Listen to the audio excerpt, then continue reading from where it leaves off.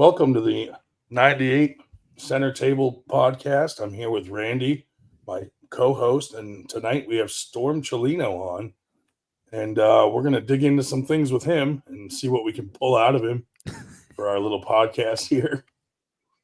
Thanks, Storm. Thanks again for coming on and giving us your time. I know you're a very, very busy man with work and things like that and family, so we really appreciate the time you've given us.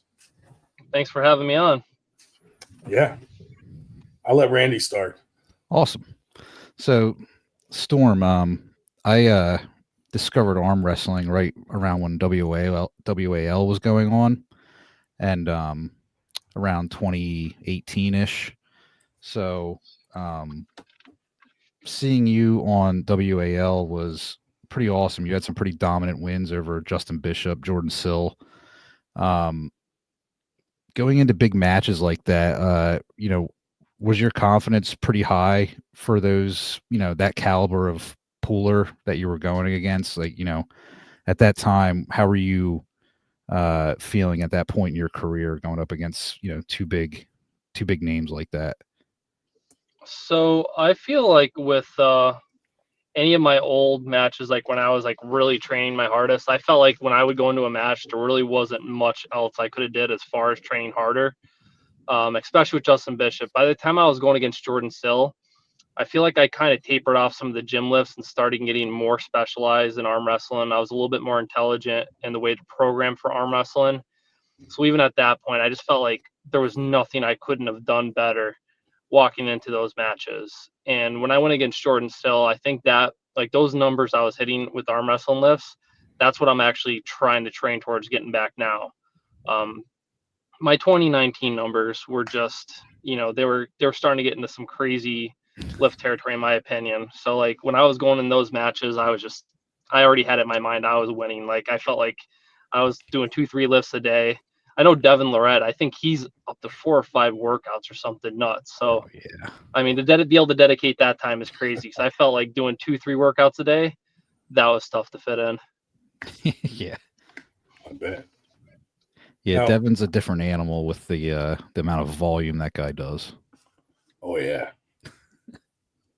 But I mean, he takes a ton of stem cells and things like that. Like he probably healing as he's lifting. You know what Yeah.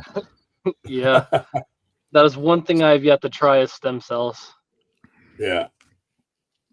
And someone said like he's one of the people in the world that has taken the most amount of stem cells because they were just giving it to him free, like nilly willy. And I'm like, damn, that's crazy. If it works and it heals, yeah. Now you've been away from the sport for a little bit.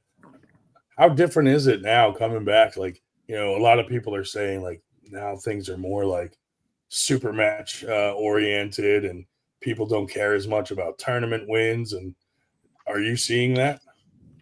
So I do think things have changed in the sport since I've been gone. So I technically I would say my last real match was 2019 against Jordan Sill.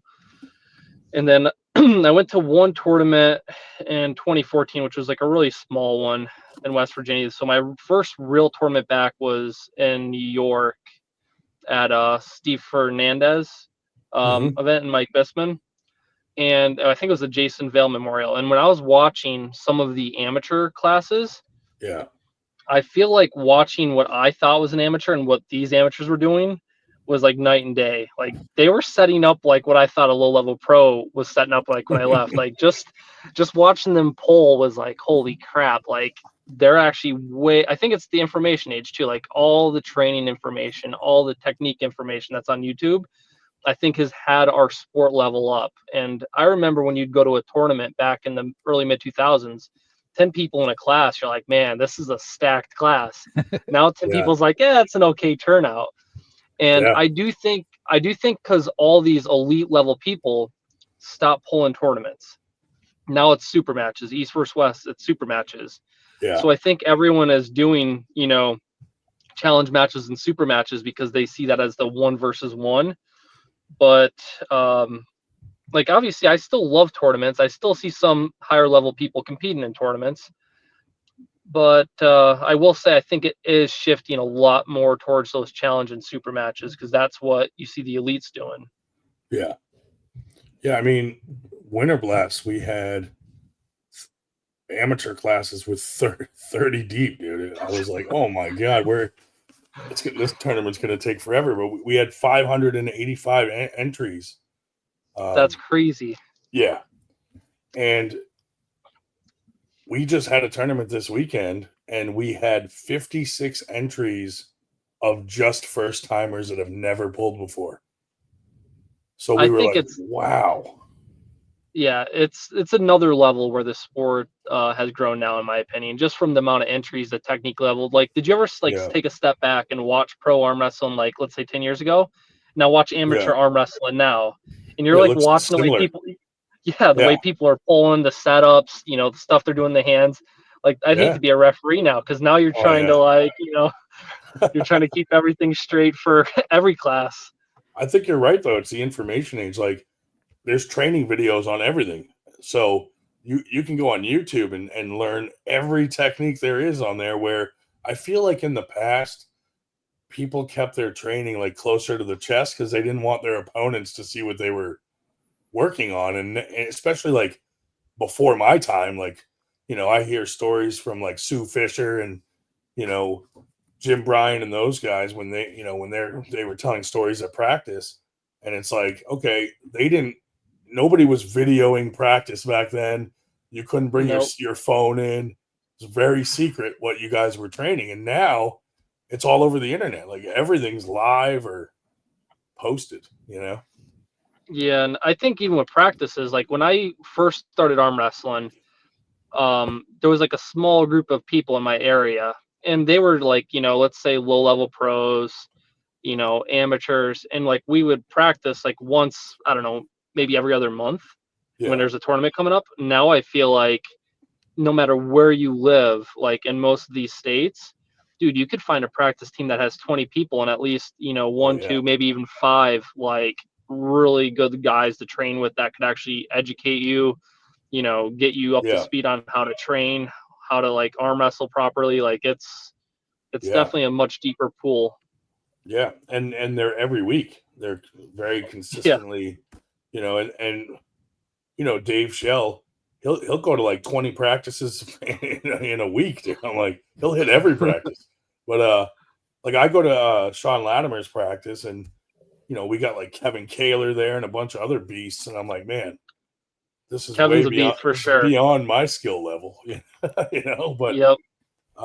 there's practices like that everywhere, which is awesome. Yeah, Kevin is a beast. Yeah. I saw your match with him at Keystone. Yeah, he did really well. He beat Brandon Alcessor that tournament as well, which I think that was his Yeah. first official win over him in tournaments. Yeah. Yep. Yeah, he's coming along. I mean, he's very strong and he's obviously like genetically gifted also. So Yeah, he he had a does really longer lever well. than me by yeah he had a longer lever than me by far. So Yeah. that's Do you something he's think gifted with there. in that particular case, do you think just like your experience, Kevin's relatively newer puller, you think your experience helped in that? Like helped to deflect anything that he might have had?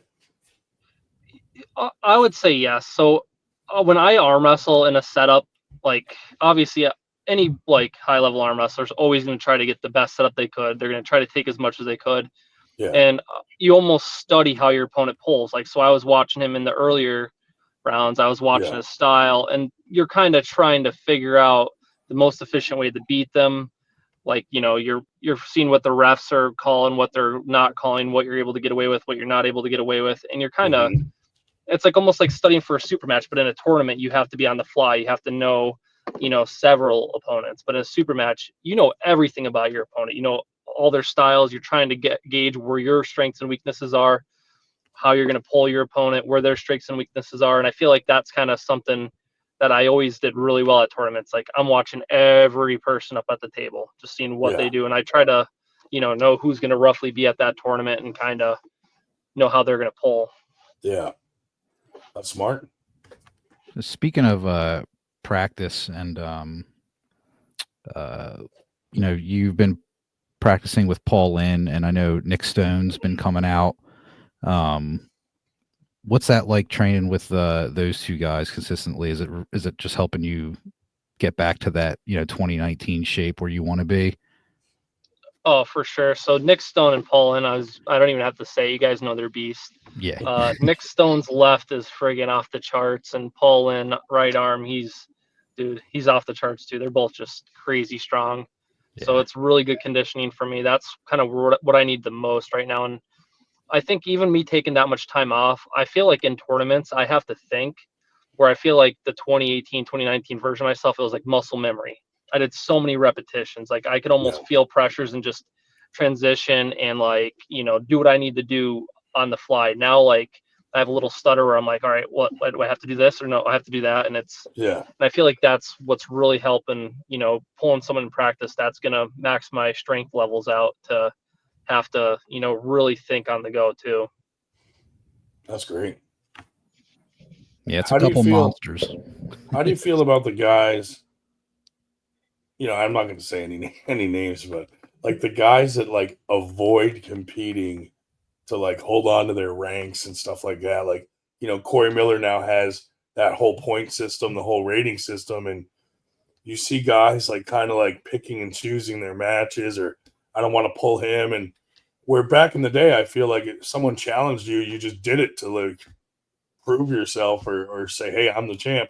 Now it's like, it seems like there's a little avoidance here and there to hold on to whatever they got a little bit longer.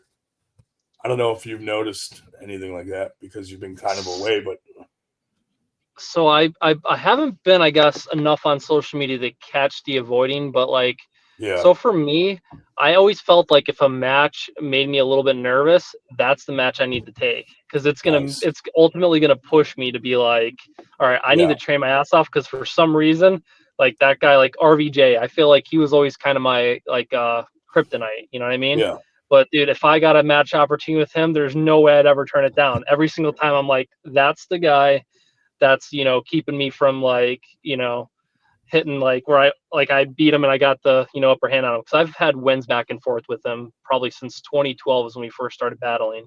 yeah, Wow. Left hand, I think I got the upper hand on wins on him, but right hand, he's definitely got more wins on me than I have on him. And I feel like, if you get someone that message you for a match and they're like, hey, I want to match with you, you almost feel like you're going to dominate them. Like, what is that going to do for you? It's just like yeah, almost kind of like, it's, yeah, you want someone that's going to make you feel like you have to train your ass off and go to the next level to come in on that match, because otherwise there's no growth for you. yeah, yeah. I'd imagine like you want to be excited about the match too. You don't want to pull Yep. someone that's like 6 levels below you or 6, spots below you, and you're like, Yeah. You Yeah. got And you got even 5 other people to pull before you get to me. yeah, and that's another thing. Like I felt like pulling people that were heavier than you. Like I did a lot of super matches through Oh the yeah, years with like super heavyweight people, and I just felt yeah, like there's no ranking on it, so you almost have nothing to lose, but you know that those people are generally going to be stronger, so you have to like pull yeah, every hat trick out technique wise, and you got to come in there as yeah. strong as possible. That reminds me of like back when UFC didn't have weight classes. Oh yeah, Like when yeah. you have Don like a Fry, little guy going against a sumo wrestler or something. Yeah. Gary Goodridge, Don Fry, those Yeah, guys were they were a different breed back then. Oh yeah. Oh yeah. for sure. Uh, did you play any sports growing up, or were you mainly, getting into arm wrestling at a younger age? So I started arm wrestling in 2006 for my first tournament.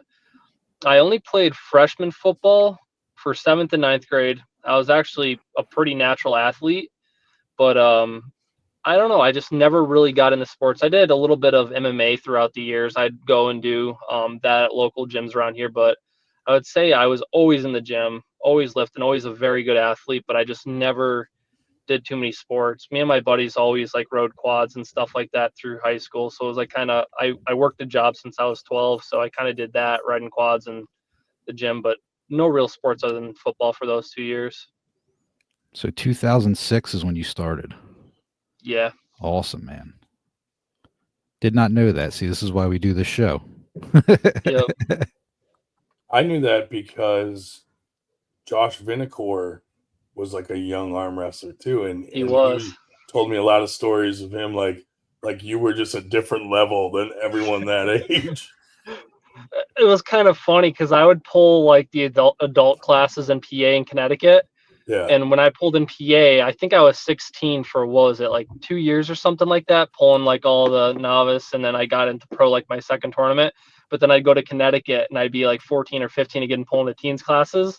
But yeah, back then they'd let me pull, the novice or amateur, and then getting into the pros and the adult classes too there. So I got to that's kind of jump crazy. around and pull a lot at a young age.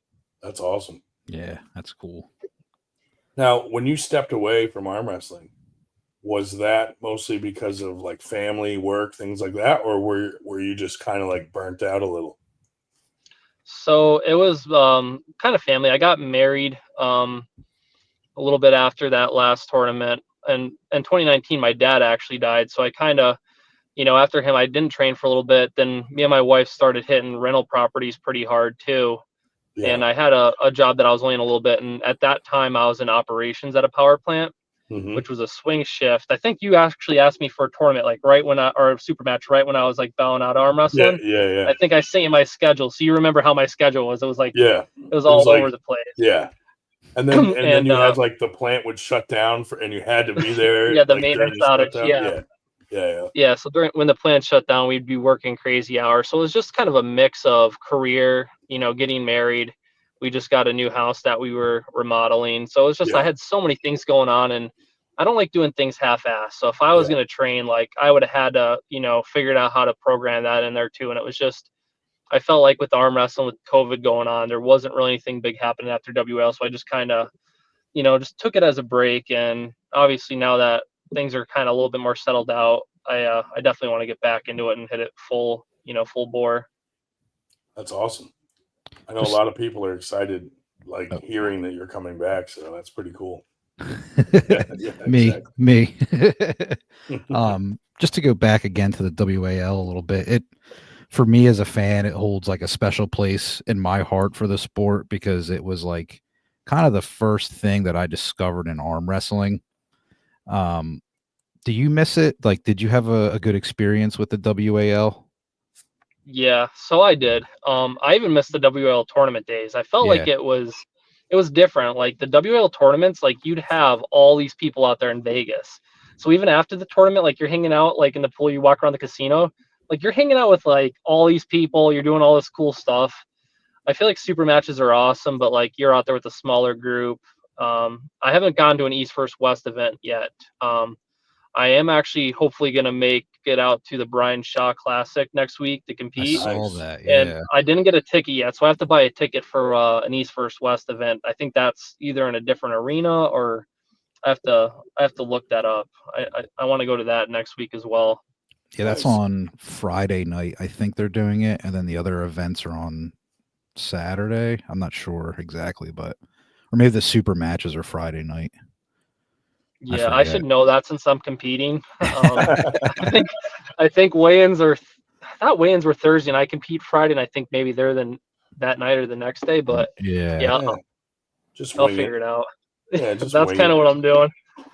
but yeah, the WAL energy was cool with like all the fans so close to the table too. Yeah. Yeah. I thought that was always awesome, and I definitely I never attended one in person, but I miss seeing that, and that was a lot of fun. Yeah, the energy was definitely different. It was like I feel like even the production, it was awesome. I Yeah, felt that one other place with UAL, we did this event. It was on the I think it was the Palazzo rooftop event he did, Robert Drink, and it was awesome. I thought Robert Drink was actually going to be the first big league to kind of get the network deal, get everything done, and unfortunately that fell apart too. But that was another really good era in my arm wrestling career. yeah. Now, once you get back into it in your training and you get to that level where you want to be, are there a couple names that are still like on your radar? Like, oh, I want to pull him, or anybody even abroad that you haven't pulled? So abroad, I really don't know yet because I'm still trying to gauge where I'm at and where they're at. Yeah. And obviously, I still want to pull the best and try to prove myself and get to the highest level. But the only name in my head that I still feel like I need to get my, wins up on and, beat him is RVJ. So that's Nice. a name that and the thing is, I heard rumors that he's not training or he's not up to what he used to be, which that kind of is upsetting because I don't want to go arm wrestle RVJ and beat him, and then he's like, yeah, I'm not my old self, because then it's Yeah. you don't want to go against somebody that's not at the top of their level too. Yeah. Like he came to Winter Blast and had a match with the Arm Gods guys, and he kind of made it seem like he was just coming off the couch and hadn't really trained for it, and he ended up losing. And I was like, well, I mean, that's what And that's kind of what I happens. heard. I heard he kind of took a few steps back from arm wrestling, which is unfortunate. Yeah. Yeah. It was still it was still fun, but it was, I was hoping he'd win that match. Yeah. You know, The event Yeah. was great, but yeah. it was like, you let America down. So, you've been kind of revitalizing your YouTube channel as of late, I noticed. Trying to get some more content out there. You were with Michael Todd, Paul Lynn down at the Monster Factory. So I subscribe to that, and we're looking I forward to seeing appreciate more it. content. Yeah, absolutely, man. So are you looking at like kind of a routine upload schedule, or you just kind of get to it when you can if you have something you want to upload? Like, I wasn't sure how frequently you're looking at keeping the content going. So I want to get more content out. I'd like to do like 2 times a week. Yeah. To be honest with you, so this is my first like whack at social media. If you guys followed me back in the WL time, I had Yeah. no YouTube channel. Nothing. I barely posted on Facebook or got on there. So this is going to be really new for me. So obviously everyone's going to have to bear with my editing skills because I actually have a couple good videos and stuff like that. I just got to edit and get them Yeah. posted. So I got a little bit backlog on that. I'm hoping my wife she's actually going to start helping me editing. Hopefully she just pumps it out and I just have to film it. Yeah. That way, it'll be a little bit easier. Nice. But yeah, I got to figure out my vision with my channel because I want it to still, give back to the arm wrestling community. Maybe go over some of the more technical stuff that you don't see the elites going over, like the Yeah. little like sleight of hand things when the little minuscule things that people don't really know what to do with their Yeah. hand, positions, angles.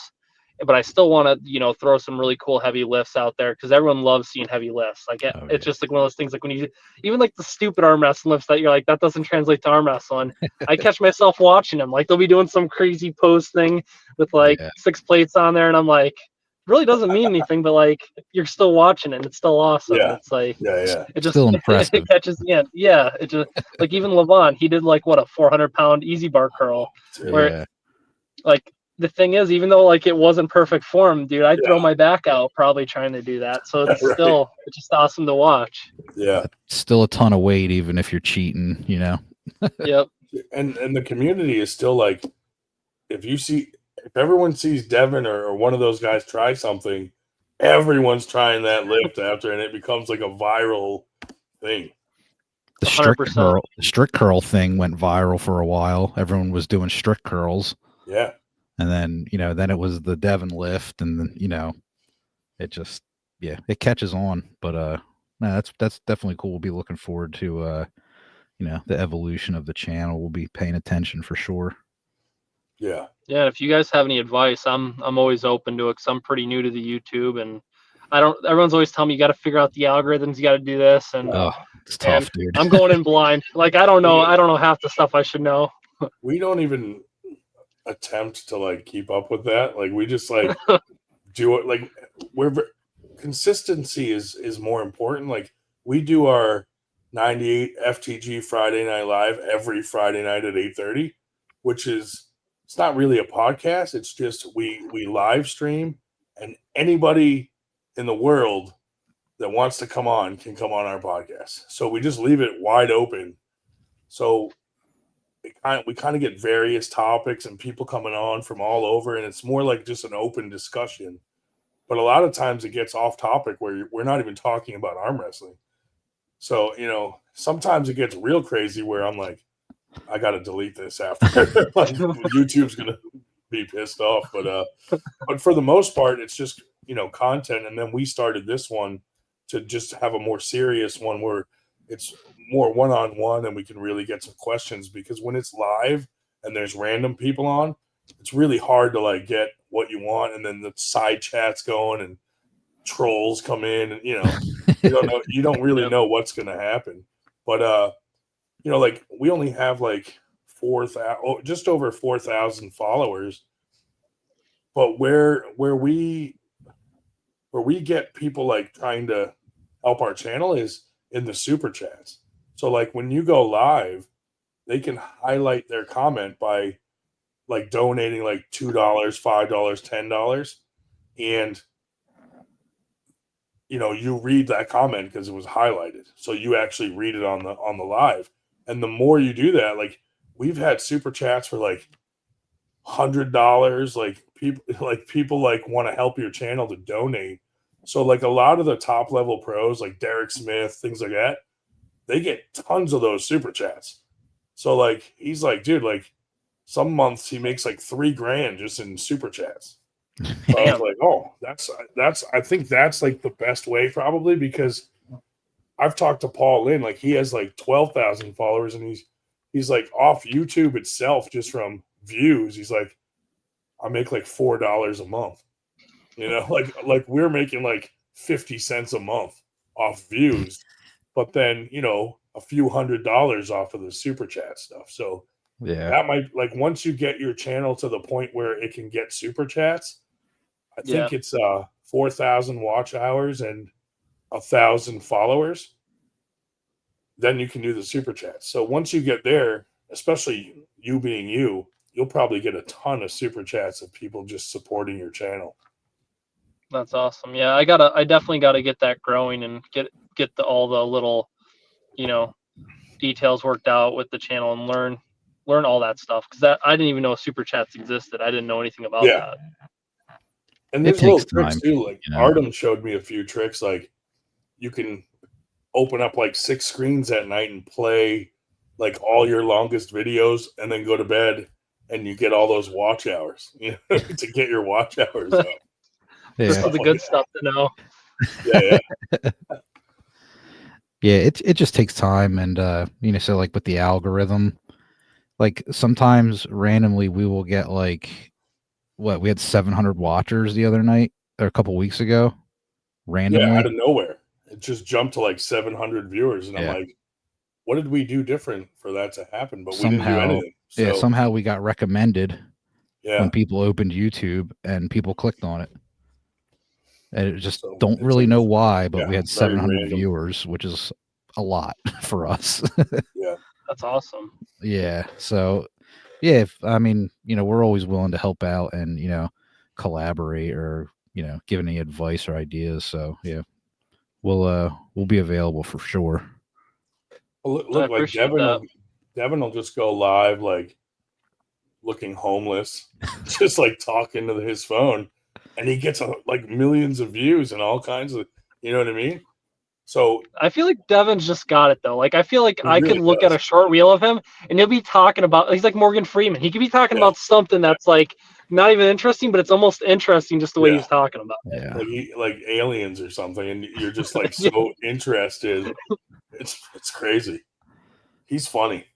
Yeah. He came on our podcast a few weeks ago.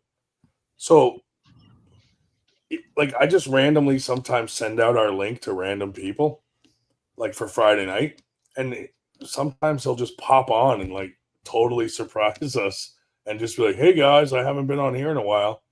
And I always thought that was really cool of him, because he's another person who's super busy with everything. And but yeah, we do that randomly sometimes, just send out the link to like some of the top level guys, just see who will bite on it. But he's one who has done it a few times, which is pretty cool of him to do that. He's super supportive of the 98, which is awesome. He's gracious enough to hang out with us bums. But No, if you think, Devin's always. oh, go ahead. You go ahead. I was just gonna say, if you think about it, like, you know, the 2% elite guys, like, are the ones that are on like East versus West and your Devons and this and that. But it's all the other 98% of us that like watch those pay-per-views and go to practice and go to tournaments and buy handles. So like when Engen was kind of like insulting us as 98 percenters, I was like, dude, we're the ones that get your pay-per-view. Calm down, buddy. You know, like most of the fans of arm wrestling are pullers. There's not a whole lot of non-arm wrestling people that watch arm wrestling. So you got to remember that when you're treating people certain ways, because like most fans are actually the arm wrestlers that are, not quite up at that elite level, that are the ones that are fans of the elite guys. Yeah. Yeah. Before, I was just gonna say with Devin, he's somebody who definitely gave back into arm wrestling, 10 Oh yeah. times over. Even when I was a younger arm wrestler, because he only lives roughly 5 hours north of me.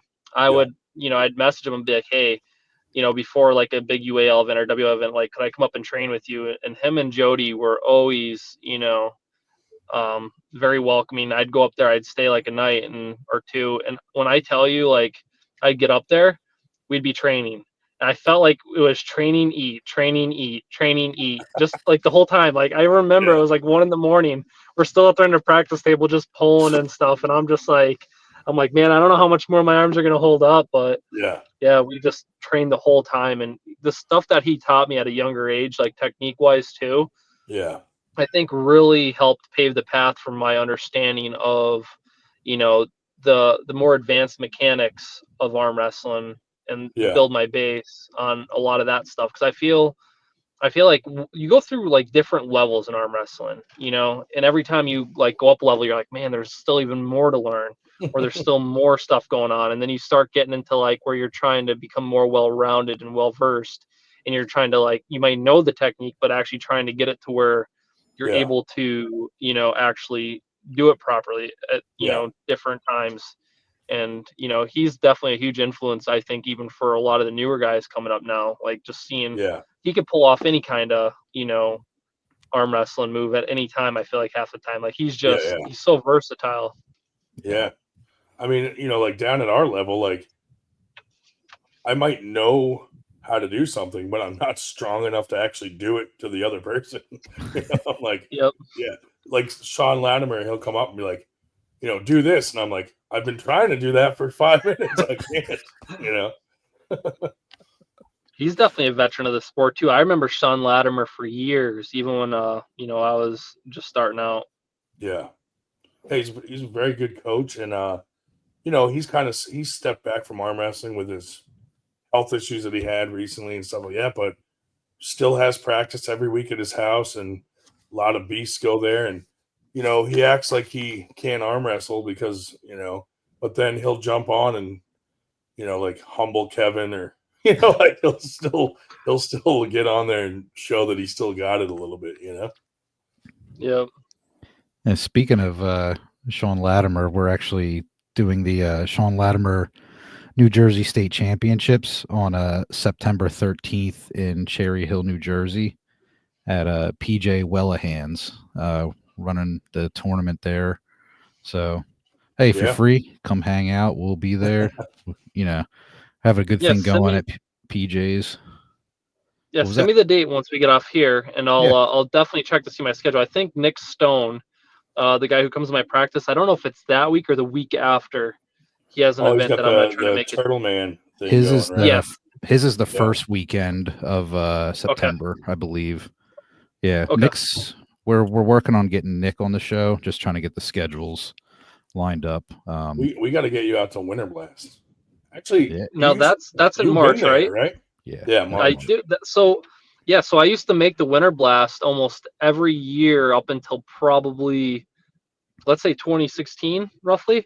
And That's then with around WAL, I didn't. when it stopped, I think, when Sue stopped doing it. Yep. So that would have been the last one I made it to, because I think that was actually, Yeah, 2016 was when I pulled Jim Bryan, I think, in a super match. That was at Yeah. a gym in New Jersey, and I think Sue, I forget who Sue partnered with. She partnered, was it maybe Joseph Pulio, the guy who owned the gyms? Oh, it might have been, I yeah, think. for that. Yeah, Yeah. so I think she partnered with him, and that was the last one I made it to, I believe. Yeah, and then, we once, like, I was going to practice with Josh Vinicor and them, and that's where she went. That's how I met her. And then when 98 started, she was like, man, I would love to bring back Winter Blast. I'm like, let's do it. Like, I didn't know, much about it because I was fairly new. But then, I learned that, oh, that was a tournament that was going on for a while. And a lot of guys that we know now, like, went to that tournament. Like you and Paul Yep. Lynn went there, and Sam Harris, and a lot of guys like that. So it was kind of cool to bring it back. And now it is the largest tournament in the country, which is pretty Are cool. you serious? The whole country? Whole country, biggest Damn. one. We had the I most do. entries 3 years in a row than any other tournament So I do feel like the North. in the USA. Canada is still beating us with their Ottawa Open, so Okay. we're trying to catch up to those guys. So I do feel like the Northeast is a very dense population of arm wrestlers, Yes. and not just like dense population. I feel like we have a lot of high level. Like, Yeah, think of Pennsylvania, Ohio, like New York. yeah. Like, you have Dave Chafee, you have Paul Lynn, myself, Marcio, Jason yeah, Marcio, Jason Merlo, yeah. RVJ still, Jerry and you Cataret, start, Jerry. yep, yeah. Nick Stone. yeah, it's And just Nick I Stone. think Like, you just, I tell people all the time that I think the reason Winter Blast has become the biggest tournament is throwing it in the Philly area. We get New York, Harrisburg, Baltimore. If we throw a DC. tournament in New York, we lose Baltimore. If we throw a tournament in Baltimore, we lose New York. We're just like right in the center of everything being 2 hours away. And there's a lot of teams like right around Philly and like New Jersey. And so I think we're just at the right location to have a tournament that size, yep. Yeah. fortunately. Yeah. But we've kind of made it like we have these big dragons of the award. So people are starting to view it kind of like Michigan State's like going for the gorilla. Like, people know, like, oh, we're going to Winter Blast to get the dragon. So that's been kind of cool, and it's been fun. It's been fun doing Winter Blast. That's going to be in March. March, yeah. Yep. Towards the end of March. Nice. March I'll have to stop down and get a 27th. dragon this year. There you go. It'll be in Langhorne, Pennsylvania, down in Bucks County. So the last Okay, one yep, we I did, know. Yep. the last one we had Arm Gods come the Friday night. They're a promotion out in the UK and Ireland. So they brought 13 pullers from there to do the Independence Cup, where it was UK against USA. So I threw it at the Valley Forge Casino so that it was like the Revolutionary War theme in Valley Forge. And dude, it was awesome. Like, the matches were awesome Friday night, and then Saturday we did Winter Blast, and all the competitors, most of them that did the one-on-one super matches, jumped in the tournament. Like, it was just really cool. So who won, US or UK? We lost. You know why we lost, dude? At the very end. I can't blame RVJ, but had he won, no, but so Arm Gods, they're very like, they make like a lot of cartoons, like memes and stuff like that. And they did like this whole video of like Bob Brown and all these people in arm wrestling, and they put Greg Sharp in one of them. So Greg Sharp did this press release and was like, anybody who goes to Winter Blast or Arm Gods is banned from my promotion, which banning is never good in our sport. So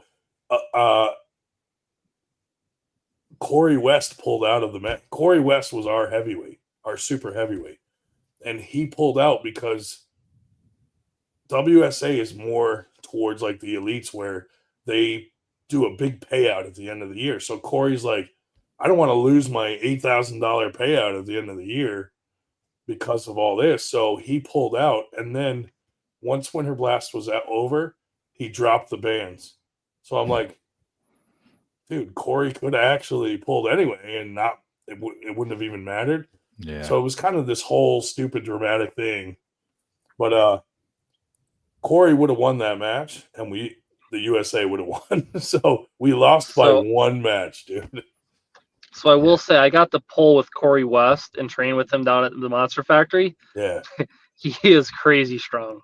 Like absolutely crazy strong. He's a beast, man. Super nice guy too. Like very quiet. Very nice guy. Yep. Great guy. Yeah. I felt bad that he pulled out because of that, and then it was all for nothing. You know what I mean? Yeah. Yep. But that actually hurt his promotion because so many people go to Winter Blast that it's like you just banned everyone from going to your own thing. You know what I mean? That just seemed like a really bad decision. But yeah, I'm trying to get back more into social media and getting caught up. I know there's always, I don't want to say arm wrestling drama, but I feel like there's always been like little things going on here and there. And I feel like obviously with the sport growing, I imagine that might not be linear, but I imagine it's unfortunately going to be more. And I try to always, I feel like I've always had really good, relationships with every organization I've ever arm wrestled with, and nothing bad to really say about any of them. And I just hope things kind of work out with all organizations here in the near future. There's got to be some kind of. There's so many new organizations like backyard pulls popping up, and people would rather go to like, the super match event 5 minutes down the road in someone's garage than go to a tournament an hour away. So, there's that to deal with, which it doesn't really affect us because most promotions have like their loyal people that come anyway, no matter what, and stuff like that. But there's a lot of hate. Like we kind of franchised 98, and now 98 we have like 9 states we're in now. And some of those states, like promoters over there are like telling everyone, don't go to that event, and it's like, why would you do that? Just because we're kind of expanding and stuff. So, we're getting some pushback in certain areas where it's like the old guard, like trying to keep out the new guys. You know what I mean? Because 98 doesn't really compete with any other promotion because most promotions are kind of more geared towards like higher level pros, where we're more like just the average pros and the lower level guys, and we're trying to like get new people into the sport, things like that. We're doing stuff with the Boy Scouts and Girl Scouts so that if they come to a tournament, that could be like towards their badge for their strength badge, things like that. But we get a lot of hate, but I think it's just because we're doing something new, and some of the guys are like, oh, those guys, like, I'm new to the sport too, so they don't think like we deserve to be doing what we're doing. But I'm like, hey, you guys had 30 years to try something new and you didn't. That's not my fault. We're just doing what, like me and Josh Vinacore are the ones that kind of created the whole 98 concept, because a lot of guys felt intimidated going to these open tournaments where it was all pros. So we just created a tournament that they felt more comfortable coming out to, and it just kind of started growing like crazy.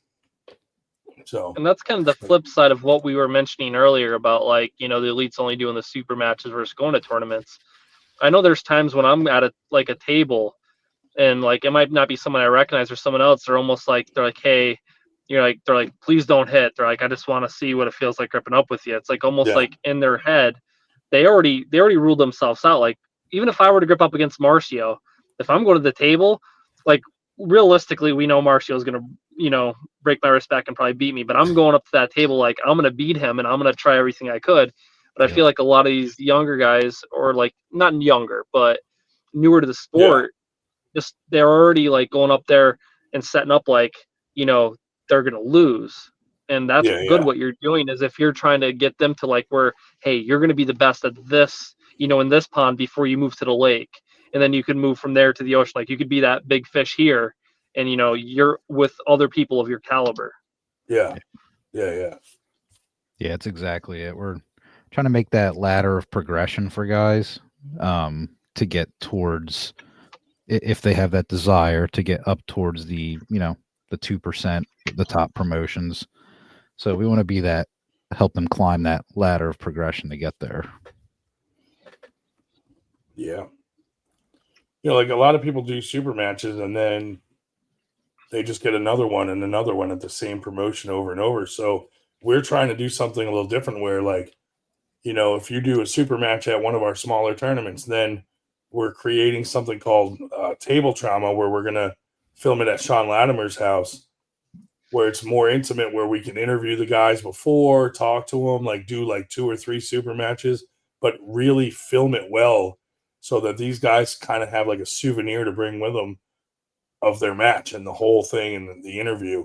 And then if they do well there, we're like, okay, now we can offer them a match on the big stage at Winter Blast with some higher level cards and, just like a ladder to climb and a path. And then who knows, maybe East versus West comes along and goes, oh, we saw, Storm or Kevin Kaler win at Winter Blast. We're going to give them something at East versus West or, something like that. Yeah. No, definitely. But, the sport's changing just as fast as it's growing. So who knows how it'll be in a month. And that's kind of why I really thought the social media presence was going to be big for me. Because I feel like even, I could go in and say, hey, I'm like the strongest 200-pound arm wrestler in the States. But if I have 25 followers on social media, they're going to be like, is he going to add value to our promotion? Are people really going to follow him? So I feel like if I create a bigger presence, a bigger following, I could add value to the promotion I'm arm wrestling for. Because I did see some social media stuff where people are requesting X amount of money, but here's the thing: you have to give value back and the receive value. So if you can give them $10,000 worth of value, then $5,000 to pay you is nothing because they're going to make both you guys are going to make $5,000. Absolutely. So I get that aspect of it. And if you can give back to let's say I'm giving knowledge out to arm wrestlers, they're going to give me more views because they're going to want to watch it, and I'm getting more views, and all I'm doing is giving them knowledge that to me it's nothing, and views to them is nothing to give to me. So it's a really good give and take relationship for both sides. Yeah, we try to do as much for the community as we can. Like we have a deal with Lucas Raymond.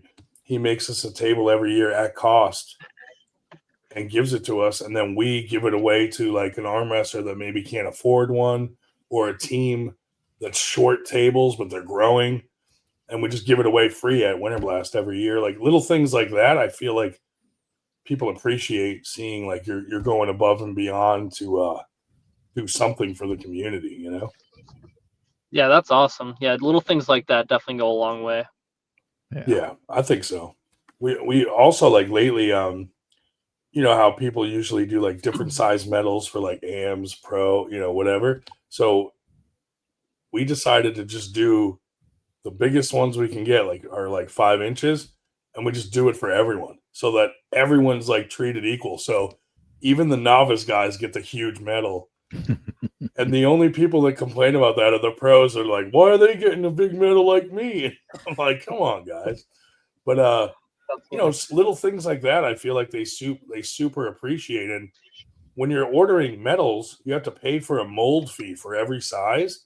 So I'm like, why are we wasting money on the mold fee when we could just get all the bigger ones with that money that we're wasting? So we just started doing that, and it's been like a huge hit for all our smaller tournaments. We're like getting that huge medal. Yeah, has been pretty cool. No, that makes sense too. That's a good business move, and it makes people feel more appreciated, I'm sure. Yeah, because like there's always those guys that are like, I don't want a medal, I want cash payouts, or and then you do cash payouts, and then half the crowd's like, I wanted a medal, not cash payout. It's like you can't win. So we try to like switch it up and try new things, and hopefully we just cross our fingers that it ends up working out. Yeah. Arm wrestlers, we're definitely all a funny bunch trying to keep everyone happy. It's impossible. Like as a promoter, you're never going to keep it. Even I wouldn't even want to be a ref because 50% of the crowd hates you at the end of the day because one of two people lose every time. So I hate being a ref, and I feel like I just get like talked into it. No matter what tournament I go to, if Oh, I'm not pulling or something, they're like, "Oh, Storm knows how to ref. Just pull him up here." And I'm just like, yeah, I feel bad because I don't want to say no, so I end up reffing, and I'm just like, yeah, and like even like when I'm setting people up, like you get people fair, even webbings, no like carving, but you also always see the like the little things one guy's doing, and you're just yeah, like, man, like I yeah, don't know, you're just trying to keep both sides happy, but no matter what, one person hates you. Yeah, yeah. it's tough. That's why, like, we work really hard to make sure all our refs get certified. That way, there's, if there's ever an accident or an injury, at least we're covered in that way where everyone has had some training and reffing with like a master ref and stuff like that. But it's hard because there's not that many master refs that travel around. So you have to wait to like train a ref sometimes months and months till one of the masters is in your area or you can make it to them. So, and there's always a shortage of refs everywhere, from what I've noticed. So Yeah. it's hard to really build that big crew of like refs and staff and stuff like that. So that's kind of what we're working on. We got a couple guys that do brackets. We got like 6, 7 refs that are our usual guys. But like for Winter Blast, we had to fly in like 6 master refs because we were trying to run 6 tables because it's such a big tournament. And that was like $6,500 to fly in and get hotels for Damn. like that many refs. So it was expensive to pull that off, but they keep it moving faster, than like an average ref because they're used to big tournaments like that. So it was worth it to keep the time frame down. Like Winter Yeah. Blast, even with that many people, was faster than some local small tournaments. So it was definitely worth the money to keep everybody happy. Yeah, and that's the thing. Going to a tournament, like if you compete like right-handed, and they run through all the things. By the time you get up there and compete left-handed again, like you already had like an adrenaline dump. You're like starting to get tired. You're yawning. You're like, man, I'm Yeah. getting hungry. It's like, yeah. By the time you get to the next classes, you're already done. Yeah. Well, looks like you're losing daylight, so we'll probably go ahead and end the episode here. But as a last minute, we want to, shout out your YouTube and all your socials. So please go follow Storm on Facebook and YouTube, right? Yep. And I Okay, think I have cool. an Instagram as well. You have an I'll Instagram? put your links of social in our description before we Awesome. post this episode. Yeah. So, Awesome. Appreciate it. But yeah, thanks again for coming on, man. Really appreciate it. And one of these days we got to get you out to Winter Blast and come hang out. Definitely. Yeah, I'm sure we'll definitely. see If you you guys ever around want to, now that you're back.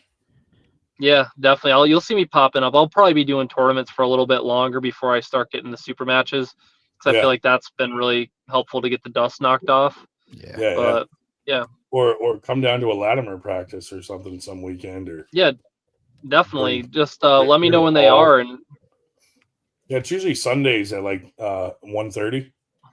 okay, Somewhere around there. Paul actually dropped into one a few weeks ago, which was random and cool. But yeah, or maybe round up some of those guys to go up to yours or Paul's, or I like seeing definitely. practices like link up and do stuff. It's kind of cool. Yeah.